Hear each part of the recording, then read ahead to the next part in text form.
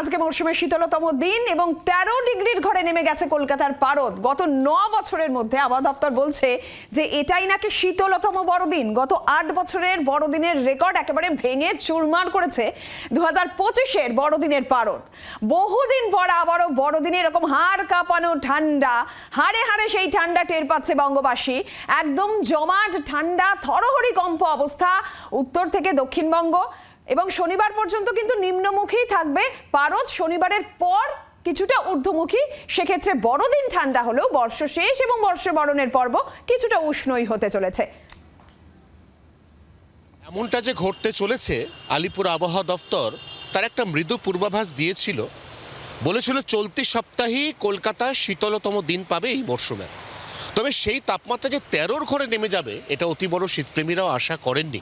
একেবারে হাড় হিম ঠান্ডায় কাঁপছে গোটা কলকাতা শহর। গতকাল রাতের সর্বনিম্ন তাপমাত্রা 13.7।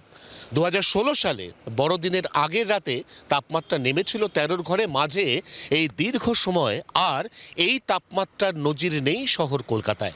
দার্জিলিংয়ের তাপমাত্রা 3 ডিগ্রির ঘরে। এমনকি রাজ্যের দক্ষিণবঙ্গের শেষ প্রান্ত সাগরদ্বীপ কাঁপছে কনকনে ঠান্ডায়। এই পরিস্থিতি চলবে আরও অন্তত 48 ঘন্টা। তারপর 27 তারিখ নতুন করে পশ্চিমী ঝঞ্ঝা উত্তর পশ্চিম ভারতে, যা বাড়াবে তাপমাত্রা। অতএব তার প্রভাব পড়বে এই গোটা বঙ্গে। অতএব এই বঙ্গে বর্ষ শেষ এবং বর্ষবরণের প্রহর অপেক্ষাকৃত উষ্ণ হতে চলেছে বড়দিনের অনুপাতে। এমনই পূর্বাভাস আলিপুর আবহাওয়া দফতরের 24 ঘন্টার জন্য। ক্যামেরায় জয়ন্তর সঙ্গে অয়ন, কলকাতা।